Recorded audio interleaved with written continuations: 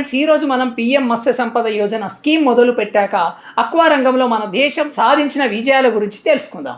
UPA ప్రభుత్వం ఉన్న 2013-14లో 95 లక్షల టన్నులుగా ఉన్న ఫిష్ ప్రొడక్షన్ 2022-23లో 174 లక్షల టన్నులకు చేరుకుంది. 2013-14లో 30,200 కోట్ల ఫిషరీస్ ఎక్స్పోర్ట్ చేస్తే 2022-23లో దాదాపు 64,000 కోట్ల ఫిషరీస్ని 129 దేశాలకు ఎక్స్పోర్ట్ చేస్తున్నాము. 2013-14లో 3 లక్షల టన్నులుగా ఉన్న రొయ్యల ప్రొడక్షన్ 2022-23లో దాదాపు 12 లక్షల టన్నులకు పెరిగింది.